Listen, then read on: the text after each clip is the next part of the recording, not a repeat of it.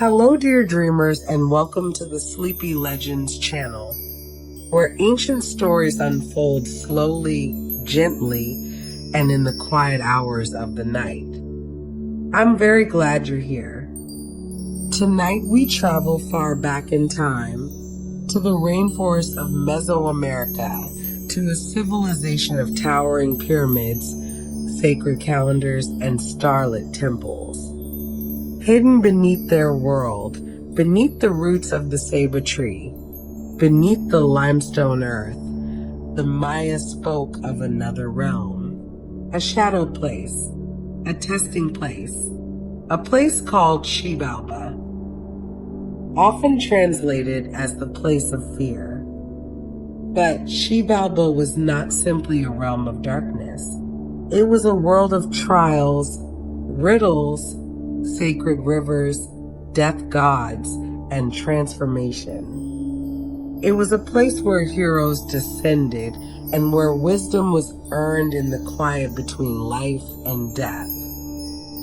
In tonight's journey, we'll explore 100 gentle, sleepy facts about Xilbalba, its rulers, its trials, its symbolism, and the legendary hero twins who dared to walk its shadowed roads. Before we begin, if you enjoy peaceful explorations of mythology and history, please consider liking this video and subscribing to the Sleepy Legends channel. And if something in tonight's story speaks to you, leave a comment below. I read every comment. Your thoughts, reflections, and suggestions help shape future journeys. Now take a slow breath. Let your shoulders soften. And together, let us descend into the ancient world of the Maya, into caves of echoing stone, into sacred rivers, and into the quiet, mysterious realm of Xilbalba. Let's begin. Xilbalba comes from the Quichua Maya language, a civilization that did not merely observe the world, but named every hidden part of it. Their sacred text, the Popol Vuh, carried this name forward through time. Not printed, not archived, spoken generation to generation in the dark by firelight, the way all truths worth keeping tend to travel. Xilbalba, they called it, the place of fear. And yet, the Maya did not build a theology around fear the way some traditions do. Fear, to them, was a geography, something beneath your feet, something that had a name, a shape, roads running through it. A place you could, in theory, find your way through. That is a profound distinction. To name a fear is to stop running from it. To give it borders is to make it finite. The Maya looked at everything that terrified them and said, here is where it lives, here are its roads, here are its lords, and here is how the story ends. It was described as a realm beneath the earth, not a metaphor, a location. Down, past the roots of the ceiba trees, past the limestone, past the water table, past the point where even the bravest roots gave up reaching. The underworld was not somewhere else. It was here, directly below the living world, as close as the ground beneath your feet. The Quichua Maya preserved the story orally for centuries. No page, no archive, no library, just the human voice passing it forward. There is something almost defiant about that. Every generation had to choose to remember. Every telling was an act of faith that the next generation would choose to listen. And they did. Through conquest, through catastrophe, through the erasure of nearly everything else, the story survived, because the people kept saying it out loud.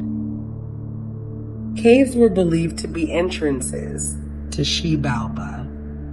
Step far enough into a hillside, let the light disappear behind you, feel the temperature change, hear the way sound bends and distorts in the dark, and it is not difficult to understand why. A cave does not feel like the same world. It feels like a threshold. The SEH Notes, the great sacred sinkholes found across the peninsula, were considered portals of the same kind.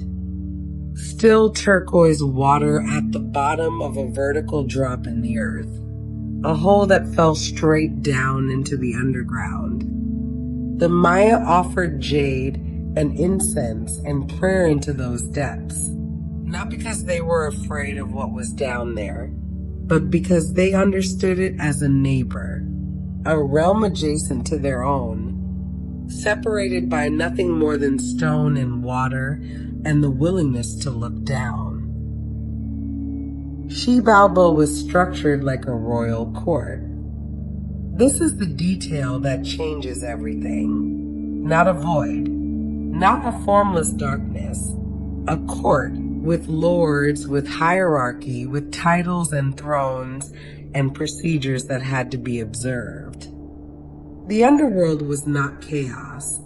It was order of a different kind. It functioned with hierarchy and ritual, the same way the world above it did. The Maya were not describing a place that opposed life. They were describing a place that mirrored it. The same structures, the same ceremonies, a reflection in dark water, recognizable but inverted, strange but not incomprehensible. And that is where the deepest philosophy lives. Xilbalba represents the balance between life and death, not as opposites, but as halves. The Maya did not see death as the end of the story. They saw it as the other side of the same story. The sun set and traveled through Xilbalba each night before rising again. Seeds died into the earth before they became corn. The hero twins descended into the underworld and came back transformed. Nothing was lost. Everything was cycling. There is a particular kind of peace that comes from a cosmology like that. Not the peace of denial, not pretending that the dark does not exist, but the peace of a worldview large enough to contain it. The Maya looked directly at the place of fear. They gave it a name. They drew a map. They told the story so carefully that it survived centuries without a single page.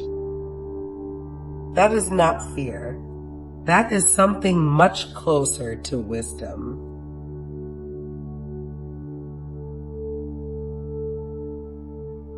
The two who sat highest in Xilbalba were Hun Kame and Vukub Kame. 1 death and 7 death. Those were not merely titles. They were descriptions, precise, unflinching, the way the Maya tended to name things. Hun Kame, the singular, the inevitable, the death that comes for everyone exactly once. Vukub Kame, 7 being the number of completeness in Mayan thought. The death that is total, the death that leaves nothing unfinished. Together, the 2 names covered every kind of ending there is. 1 and 7, the particular and the complete. Between them, nothing slipped through. They ruled Xilbalba as co-lords, which is itself a strange and interesting symmetry. Not one supreme ruler, but 2, as though even death requires a counterpart, as though the underworld, like the world above it, understood that power held alone tends to collapse inward. The Maya structured even their darkest realm around relationship. Beneath Hunkame and Vukubkame sat 10 more lords, 12 in total, each one a sovereign over a specific kind of undoing. This is where the Mayan vision of the underworld becomes something more than myth. It becomes a taxonomy, a careful, almost clinical attempt to look at every way the human body and spirit can fail and give each one a name, a face, a throne. The ancients understood, perhaps better than we tend to, that the darkness does not diminish when you refuse to look at it. It only grows less familiar, and the unfamiliar is always more frightening than the known. Shikiryapat spread disease. Kuchumaki caused bloodshed. Ahalpo brought swelling and infection. The slow, internal kind of suffering that announces itself quietly and then does not leave. What strikes you sitting with these names is that the Maya were not inventing horrors. They were cataloging real ones. Every lord in Xilbalba corresponded to something the living world already contained. Disease was real. Bloodshed was real. Infection was real. The underworld did not create these things. It simply organized them, gave them jurisdiction, put them in a hierarchy with thrones and titles, the same way any civilization organizes the forces it cannot fully control. There is a kind of courage in that impulse. Rather than turning away from decay, rather than pretending that the body does not fail and the blood does not spill and the flesh does not eventually return to earth, the Maya walked directly toward it, opened a door, and said, "Come in. Sit down. Tell me your name." Every human culture eventually has to reckon with the same inventory of loss. The Maya chose to make the reckoning formal, ceremonial. They built a court around it. Because a force with a name is a force you can negotiate with.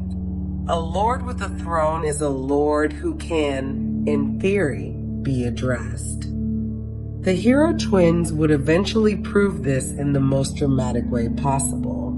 But the proof began here, in the simple act of naming. Shikiryapat, Kuchumakik, Ahalpa. Say the names, and the terror does not vanish, but it changes shape. It becomes something you are in a conversation with, rather than something that is simply happening to you. These lords embodied the natural forces of decay, and natural is the word worth pausing on. Not evil, not malicious, natural. The Maya did not cast their death lords as villains in any simple sense. They were more like weather, like the dry season, like the flood, like the fungus that takes the corn and the fever that takes the child. Terrible, yes, but not personal. Not cruel for the sake of cruelty. Simply the other half of what it means for anything to be alive. Every civilization finds its own way of looking at this. Some turn away entirely. Some build elaborate systems to avoid the thought. The Maya built 12 thrones and put a lord on each one and told their children the names in the dark by firelight, so the children would know what they were dealing with when the time came. Hunkame, Vukubkame, 1 death and 7 death, sitting at the top of everything that ends. Not as punishment, just as fact.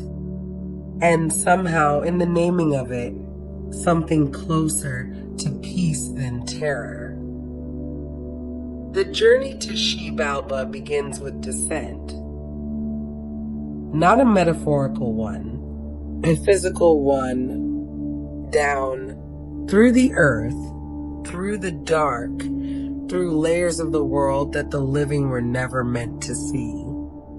And before you reach anything resembling a destination, there are 3 rivers to cross. The Maya did not place these rivers there as decoration. They are the first curriculum.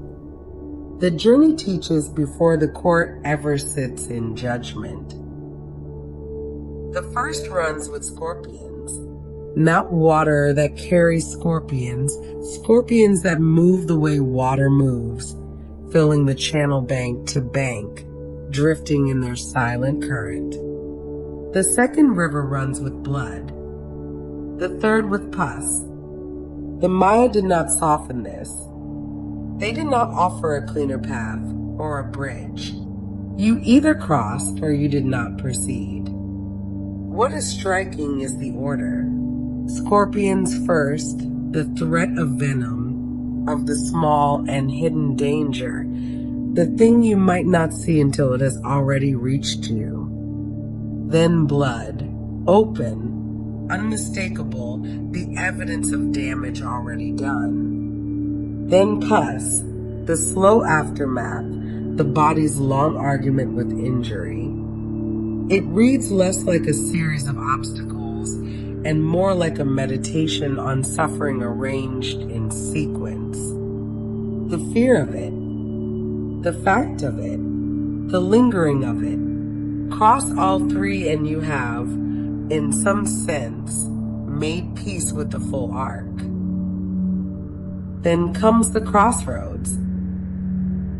For paths identical in every visible way, branching in 4 directions, red, black, white, yellow.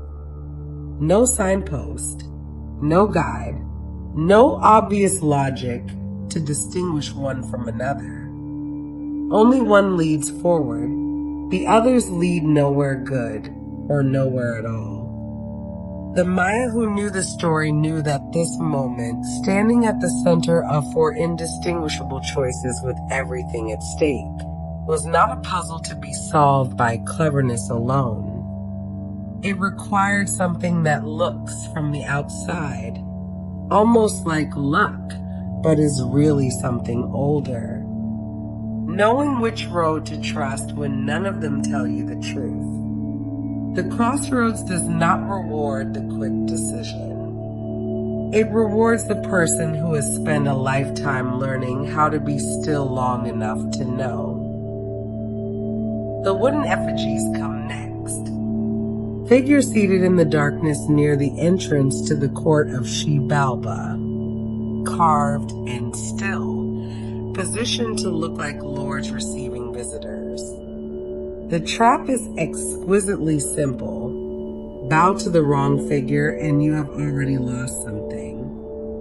You have revealed that you cannot tell the living from the dead, the real from the constructed, the thing that holds power from the thing that merely resembles it.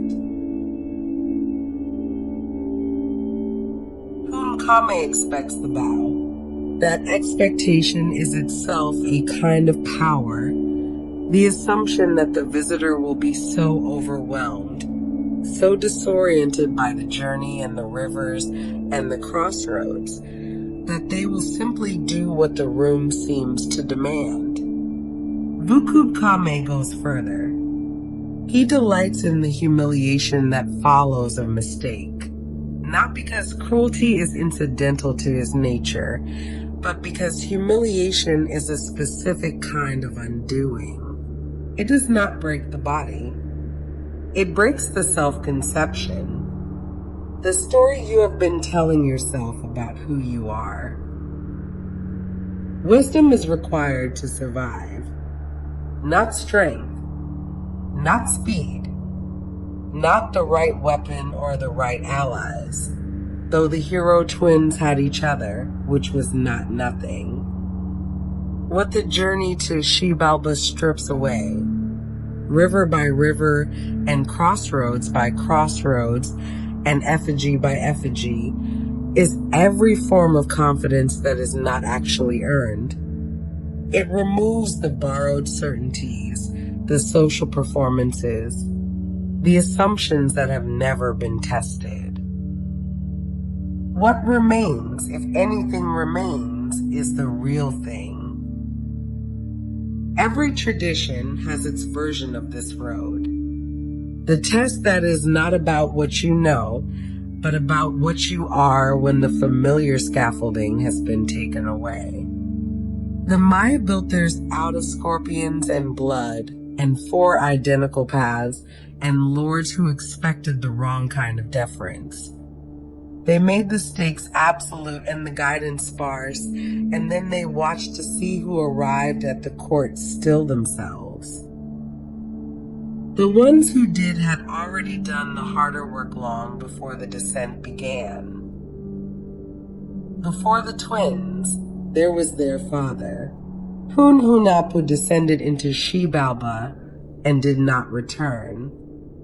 The lords defeated him, not in open combat, but through the same machinery of confusion and false deference that the Underworld had always used.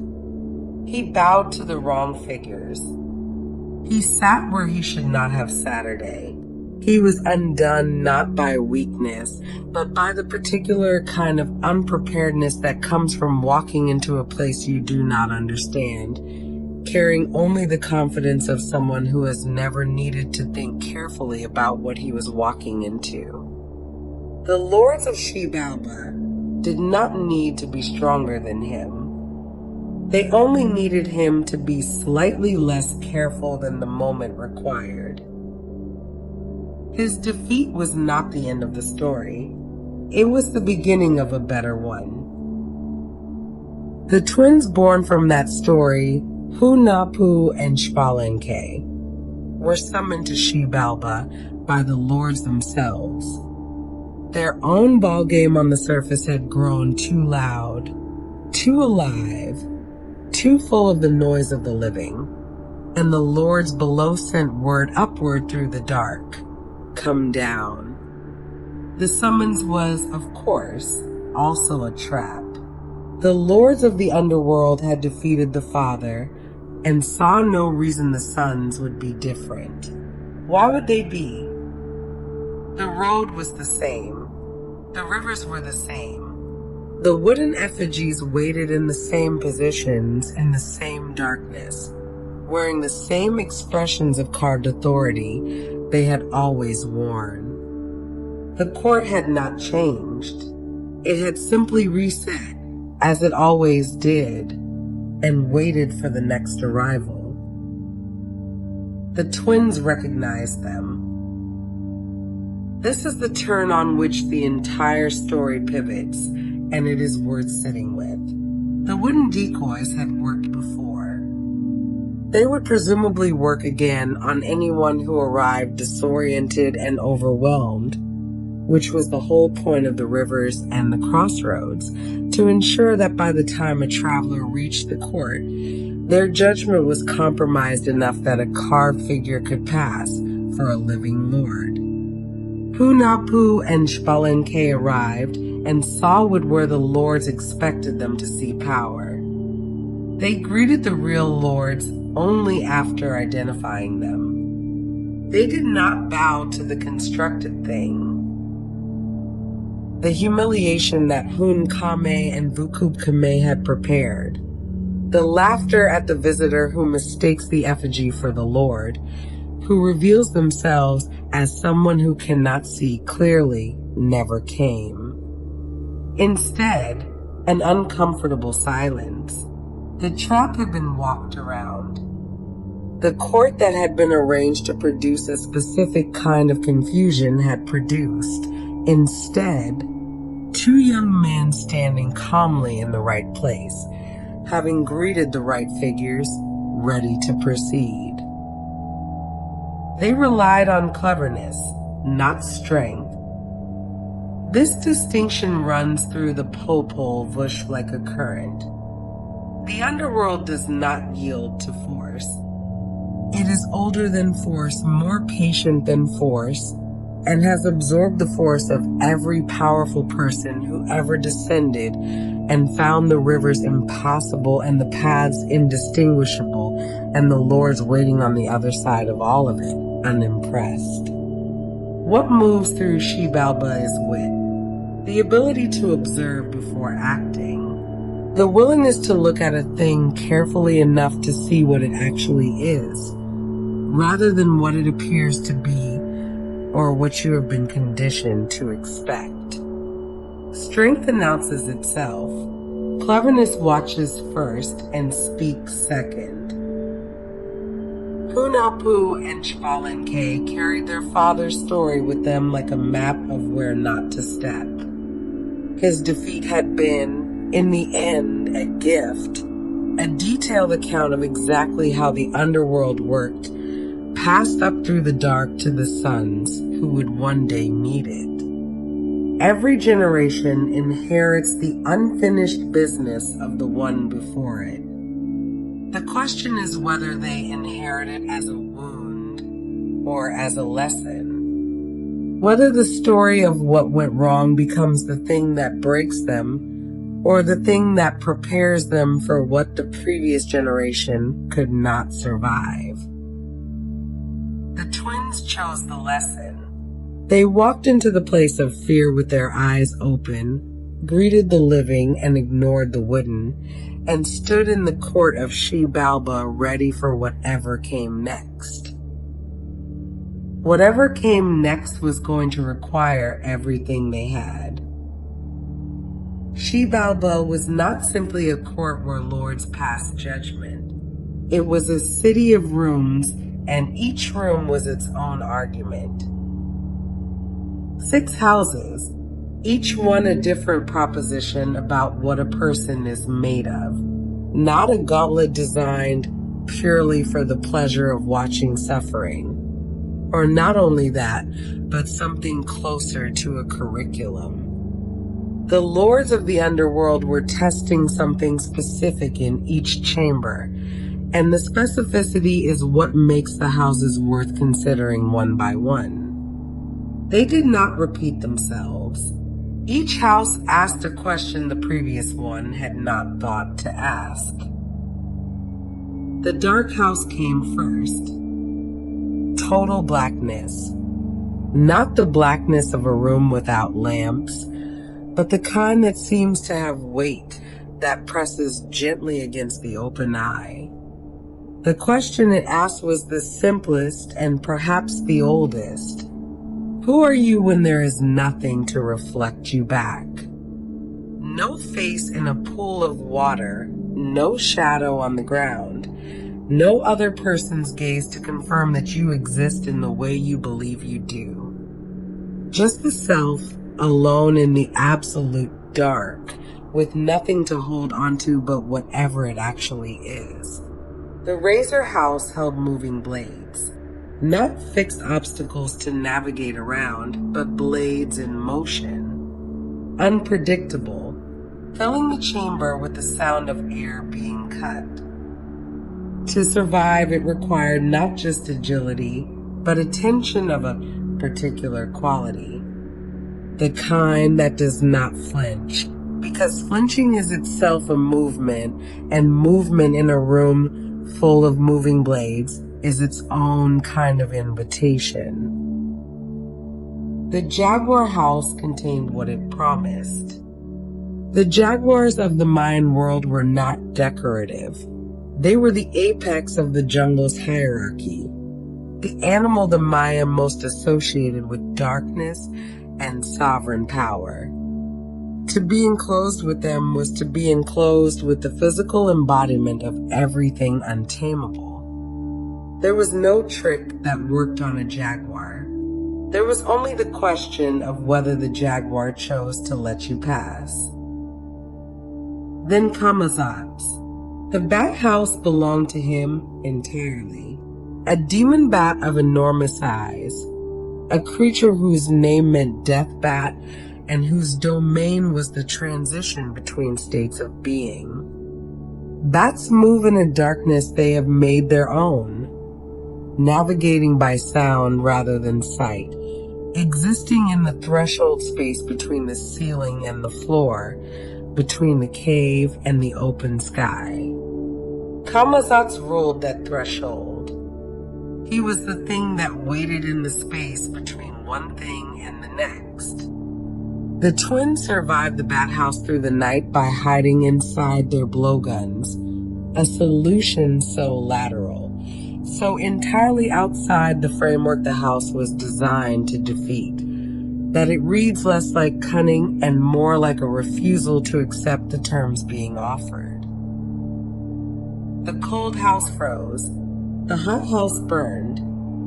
Two absolutes placed back to back, as if the underworld wanted to confirm that it had considered every physical extreme and built a room for each one. The body reaches its limits in both directions. There is a temperature past which it simply stops. The houses knew this. The houses were built around it. And yet even here, the twins found the narrow corridor between the extreme and the fatal and moved through it with the careful economy of people who had learned not to waste a single degree of endurance on panic. What the houses share beneath their different instruments is a single underlying test: the distance between panic and thought. Panic is fast.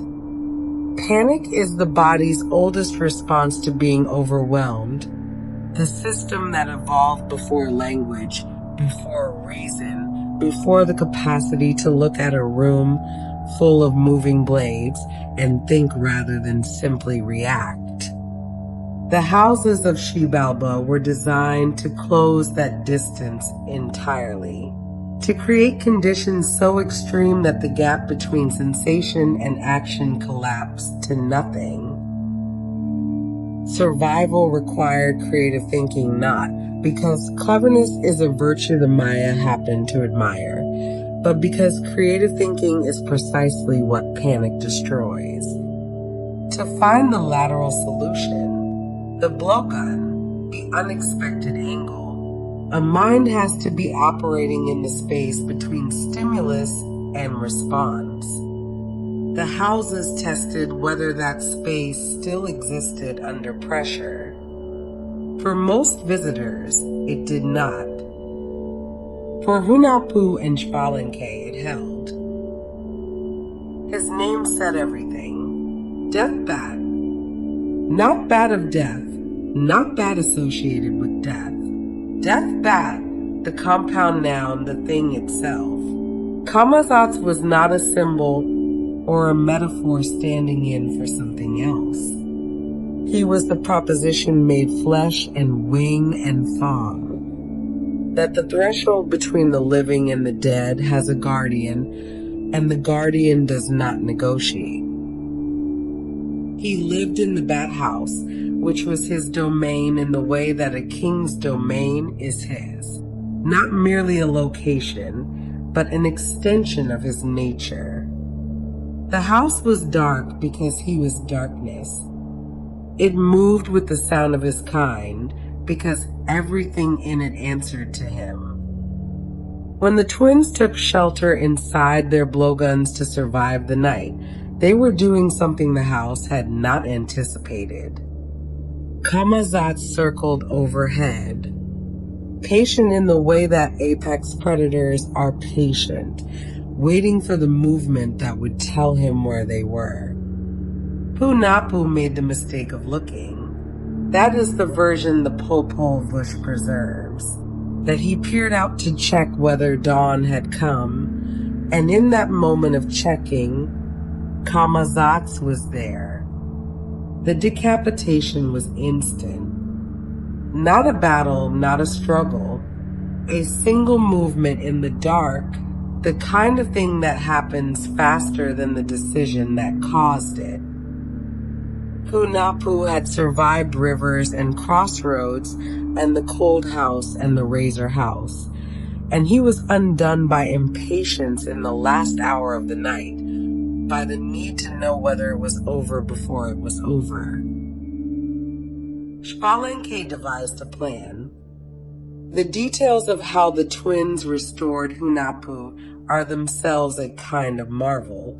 The use of a carved squash as a temporary head, positioned convincingly enough to confuse the lords until the actual restoration could be completed. It is an absurd solution, deeply practical and completely characteristic of how the twins moved through the underworld. They did not mourn in the way that would have ended the story. They assessed, improvised, and acted on the next available option. Grief for the twins was not a pause. It was a problem that required a solution before dawn, and they found one. There are scholars who read Kamazats as a figure of eclipse, the moment when the sun is swallowed mid-arc, when daylight vanishes without warning in a way that must have seemed, to those without an explanation, like exactly this kind of sudden beheading. The light cut off, the sky momentarily headless, and then the restoration, the gradual return, the sun emerging from the other side of the shadow as if nothing had happened except that it had. If that reading holds, then Kamazats was not only a danger the twins faced, he was a recurring event written into the sky. Proof that the most terrifying interruptions are also the most temporary. Bats were sacred in Mayan belief, which is the thing that makes Kamazats more complicated than a simple villain. The bat lived in the cave, which was the entrance to Xilbalba. It navigated in total darkness by means invisible to human senses. It slept inverted, hanging from the ceiling of the underworld as if gravity itself were optional. The Maya did not fear what they made sacred. They respected it, which is different, a recognition that some things in the world operate by rules you do not fully understand, and that incomprehension is not the same as malevolence. Kamazats was dangerous the way the flood was dangerous. The appropriate response was not hatred. It was attention. Night was associated with transformation in Mayan thought, because night was when the sun traveled through Xilbalba and emerged changed. The darkness was not the absence of the story. It was the part of the story that happened where you couldn't see it, the part where the most essential changes occurred. Which is what the death of Hunahpu was in the end. Not a conclusion, a transformation in progress. Even death, in the mythic cycles of the Maya, was a step, not the last one. The sun rose every morning as proof of that. The corn that died into the ground returned as corn. The father who had failed was followed by sons who did not.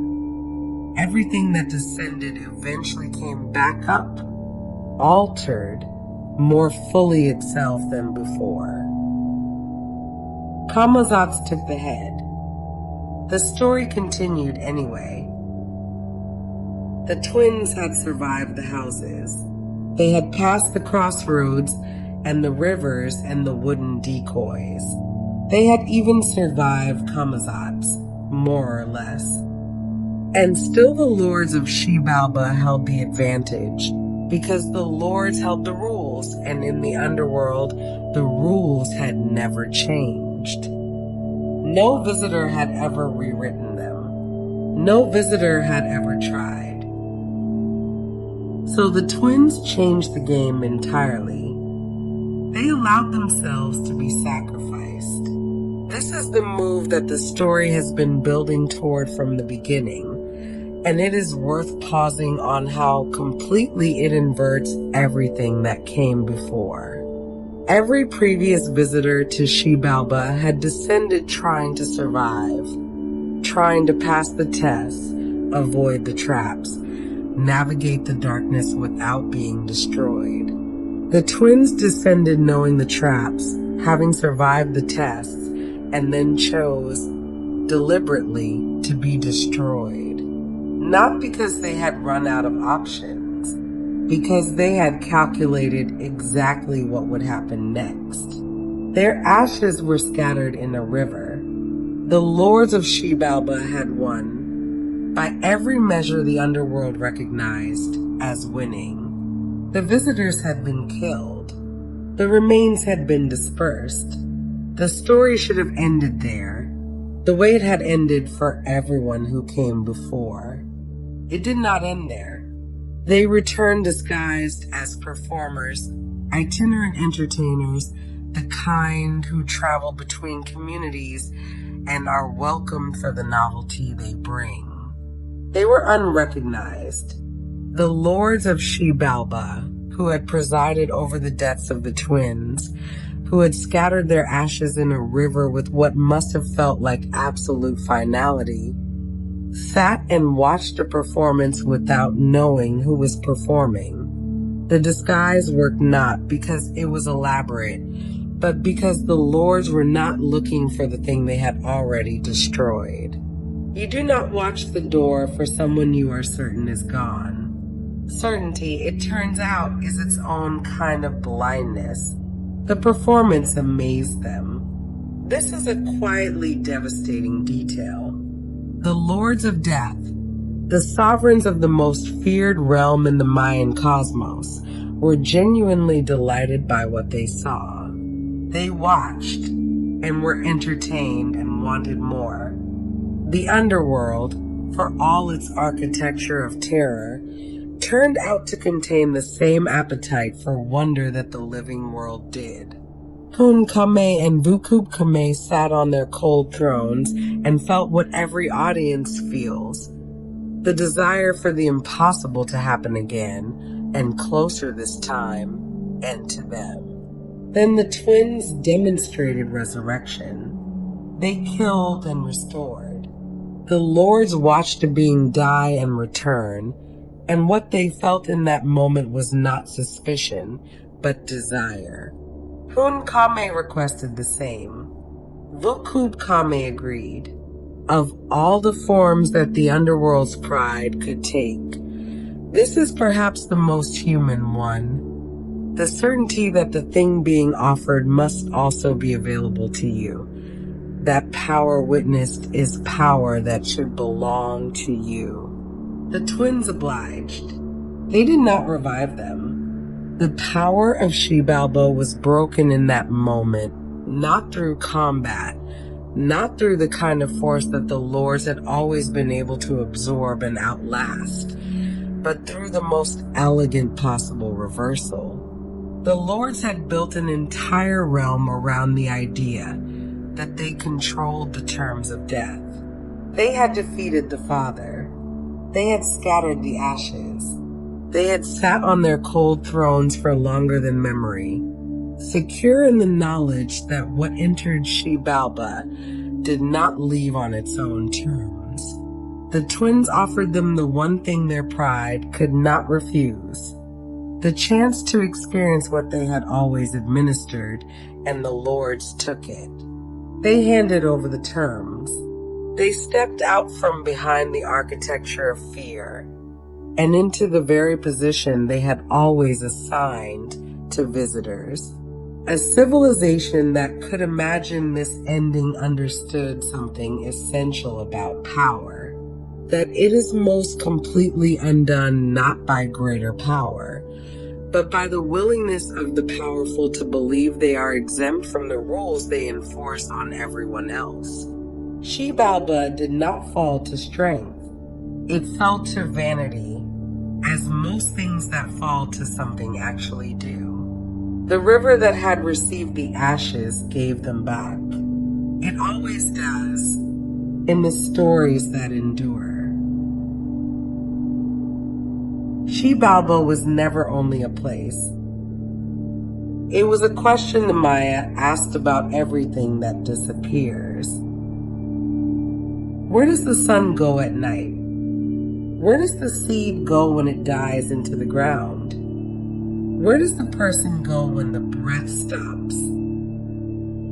The underworld was the answer, not in the sense of a final resting place, but in the sense of a process. A location where transformation occurred between one state of existence and the next. Xilbalba was the darkness inside the cycle, the part you could not see from the surface, the part that made the visible part possible. Every culture that has ever looked at the night sky has had to answer these questions. The Maya answered them with a map. Hunahpu and Xbalanque were not simply two clever young men who outmaneuvered a court of death lords. They were the sun and the moon, moving through the sky in the forms the story required. Hunahpu carried the sun, the daily fire, the thing that blazes and is beheaded at the horizon each evening and rises restored each morning. Xbalanque carried the moon, the cooler light, the one that changes shape across the month, that disappears entirely and returns, that governs the tides and the count of days with a regularity that rewards patient attention. Their descent into Xilbalba was sunset. Their return was sunrise. The entire story told that way is not a myth about two heroes in an underworld. It is a description of what happens every single night, rendered in characters and rivers and houses of cold and bat demons, so that it could be held in the mind and passed between generations without losing its essential truth. The light goes down, it travels through the dark, and it comes back. The Maya believed in cyclical time, which was not simply a philosophical preference, but a conclusion drawn from sustained, meticulous observation. The sun rose and set. The moon waxed and waned. The Venus cycle completed itself in 584 days with clockwork precision. The agricultural year turned. Plant, grow, harvest, die, plant again. Every significant thing in the Mayan world moved in circles, and a civilization that understood this tended to view endings differently than one that imagined time as a line running in one direction only. An ending on a circle is not a terminus. It is a turn. What looks from close enough like a conclusion is, from a wider view, simply the place where the arc bends back toward the beginning. Maize was at the center of this understanding.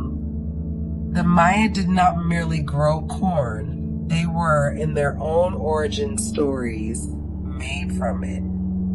Corn was the substance of the first human beings, the material the gods had finally found worthy of making people from after earlier attempts in mud and wood had failed. And corn died every year.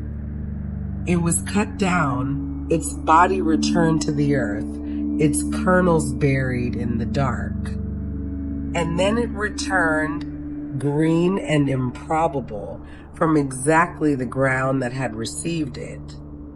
The Maya watched this happen season after season and understood it not as a miracle, but as a law. Death was transformation. The ground was not an ending. It was the part of the process that happened underground. This is what Xilbalba meant, finally, in the largest sense. Not fear, not punishment, not the place where things went to be lost. It was the interior of the cycle, the darkness that every living thing passed through on its way from one form to the next. The sun passed through it every night. The corn passed through it every winter.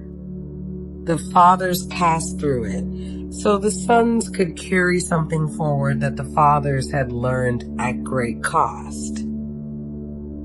Balance defined the cosmos in Mayan thought not as a static thing, not as a scale sitting level and undisturbed, but as a dynamic one. Light required dark.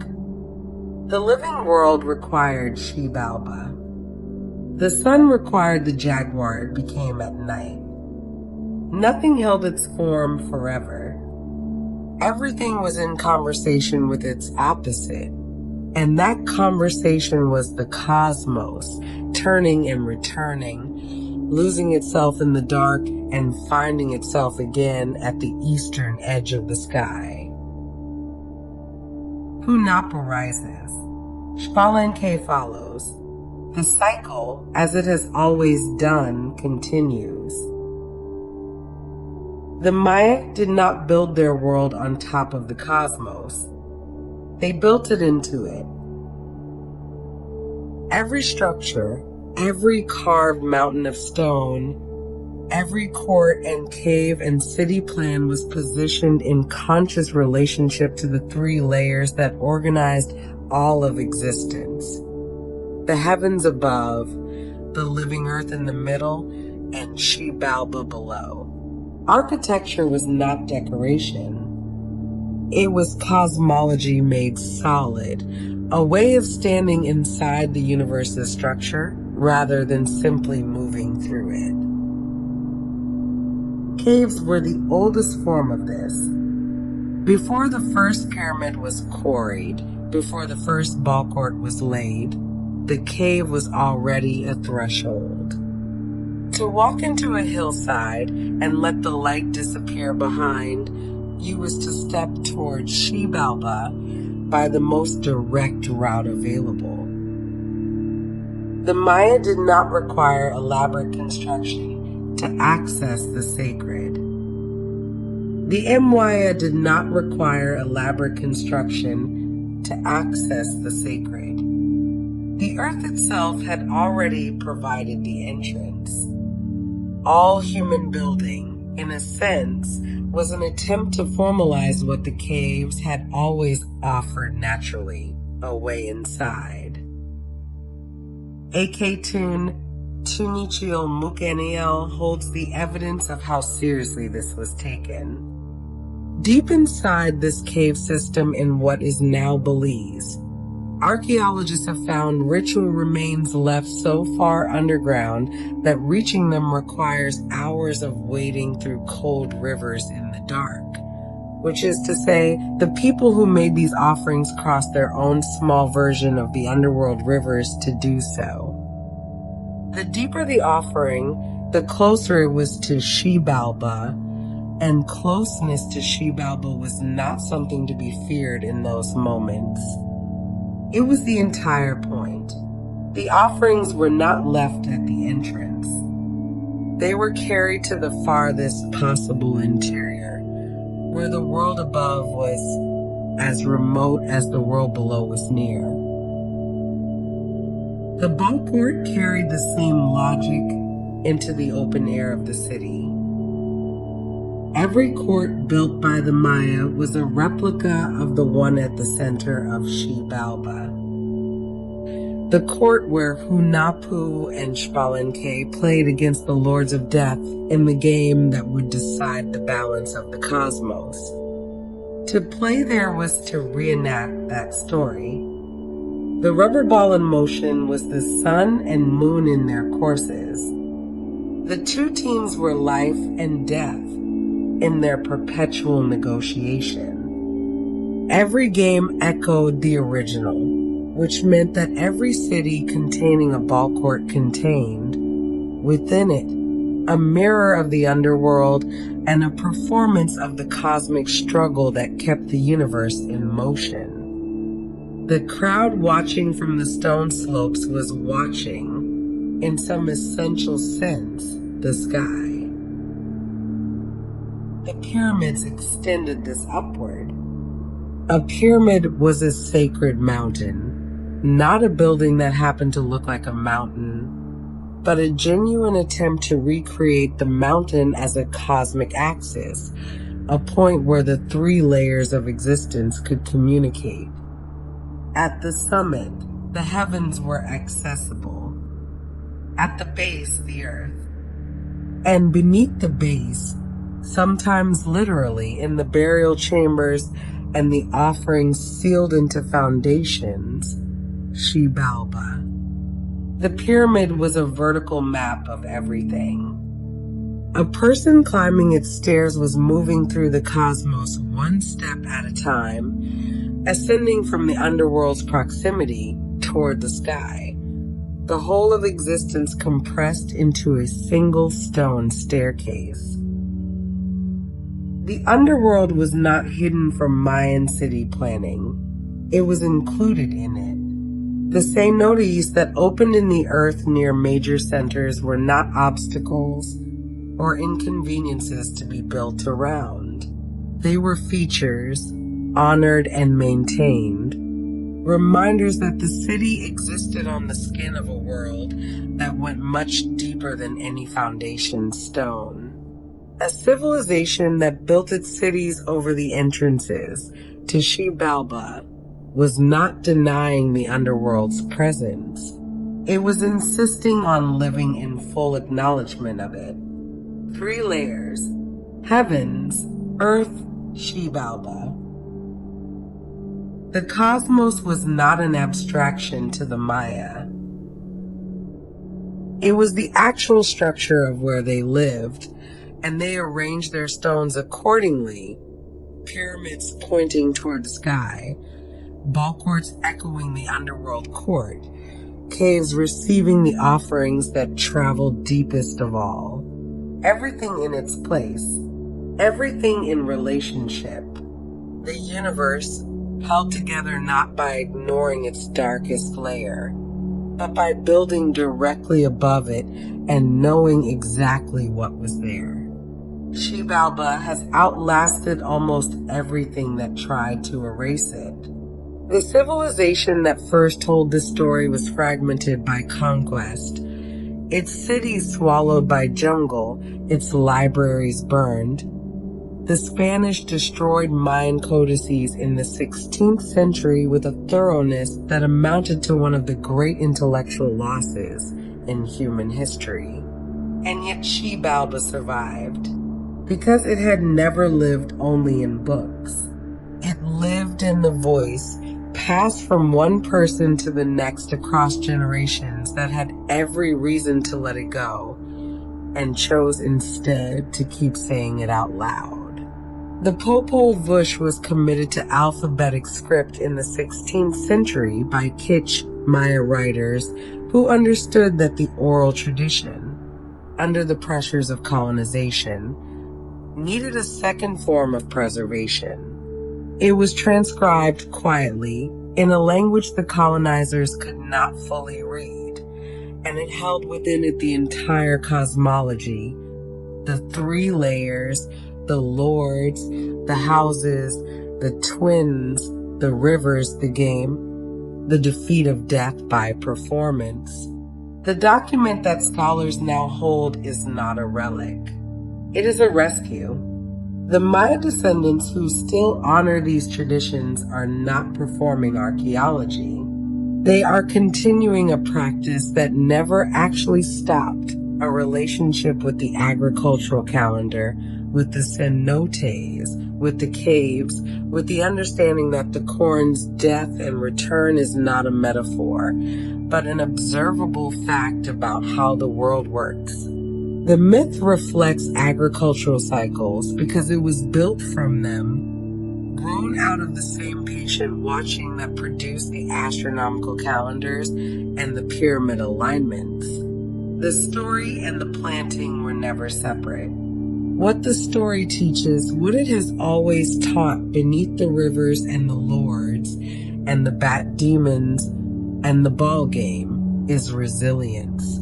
Not the brittle kind that depends on nothing going wrong. The deep kind, formed by going wrong in every possible way and finding, each time, that there was a next move available.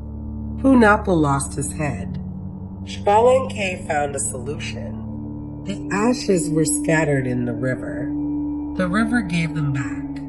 Every apparent ending in the story turns out to be a juncture, a place where the path bends rather than stops. This is what it means to reframe fear as growth. Not to pretend the dark house is pleasant, or that the Scorpion River is easily crossed, or that Kamazats is simply misunderstood. The story does not soften any of it. It takes the full weight of the fear and asks, and then what? And the answer every time is that there was a then. There was always a then. The thing that seemed final was not. The darkness that seemed absolute contained within it, somewhere, the next available action. Death, in this telling, is a passage, not an endpoint, but a crossing, like the rivers at the descent, like the houses, like the crossroads with its 4 identical paths.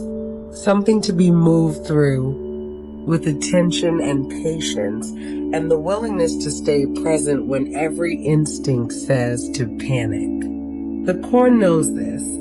The sun knows this. Every living thing that has ever cycled through a winter and returned in spring has demonstrated it without words. What Xilbalba preserves, finally, is a way of being in the world that the modern mind finds difficult to hold, a way that looks at death and darkness and fear directly, gives them names and thrones and jurisdictions, and then tells a story in which all of those things are navigated by 2 young men with blowguns and each other and the inheritance of everything their father learned at great cost. It is not a story that denies the darkness. It is a story that moves through it.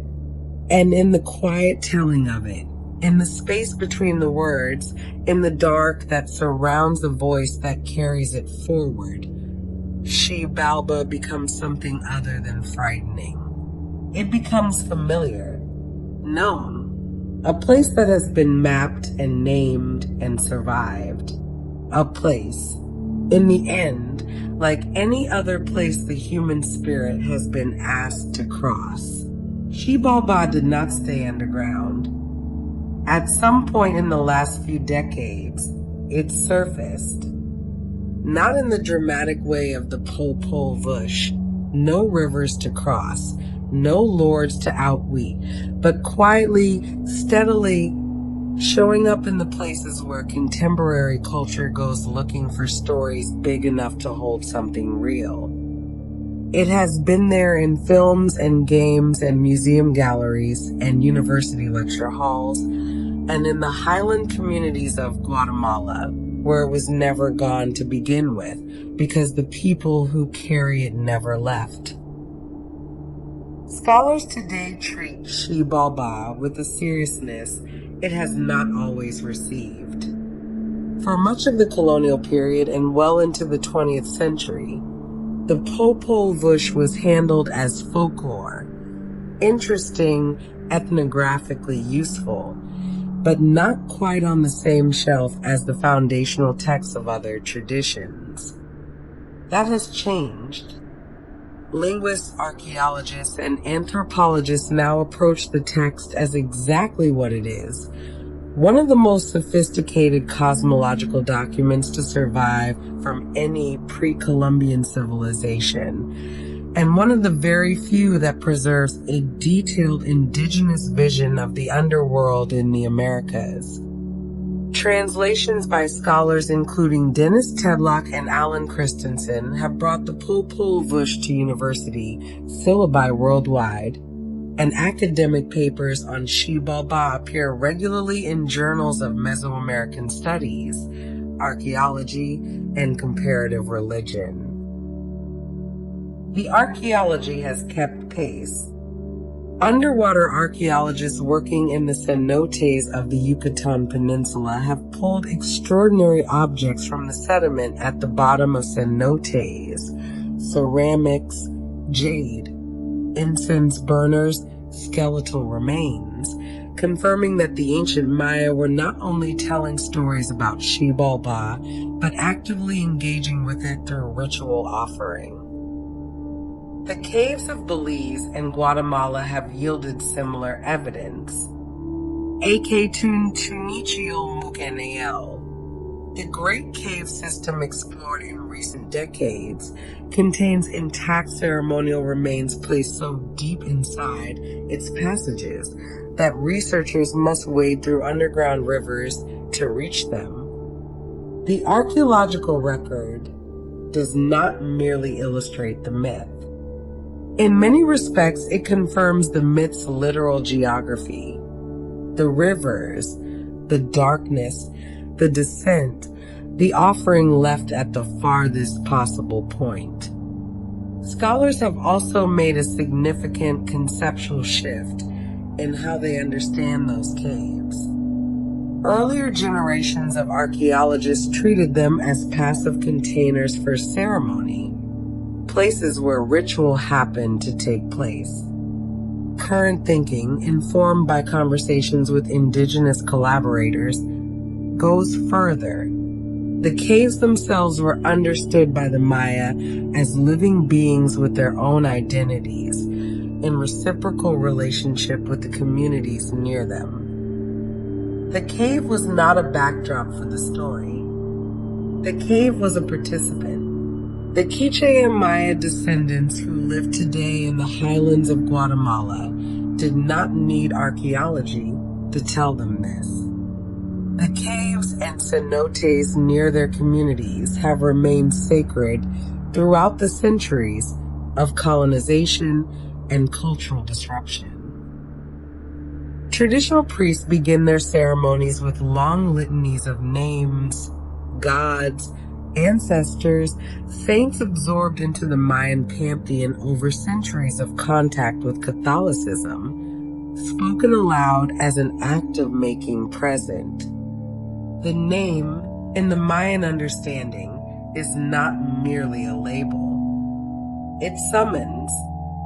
The Quichés say that to remember a god is to feel their presence in the blood. The tradition that survived conquest did so because it understood language the way the Popol Vuh was always transmitted as something alive, requiring a human voice to remain so. Over 7 million Maya people live today across Mexico, Guatemala, Belize, Honduras, and El Salvador. Many of those communities maintain active relationships with the agricultural calendar, with the count of days, with ceremonies tied to the cycles that the old stories described. The maize planting and harvest, the rainy season, the movements of Venus. These are not historical curiosities for the Maya descendants who observe them. They are the living framework of a cosmology that Xilbalba has always been part of, the dark interior of a cycle that keeps turning. In popular culture, the name has traveled widely. The 2014 animated film The Book of Life gave Xilbalba a face and a voice, a winged, skeletal lord of the land of the forgotten, equal parts menacing and melancholy, voiced with mordant elegance, navigating a wager with his counterpart over the fates of mortals. The film took significant liberties, blending Mayan and Mexican Day of the Dead iconography into something new, but it introduced the name and the concept to audiences who had never encountered them, and some of those audiences went looking for the original. Video games have visited Xilbalba repeatedly.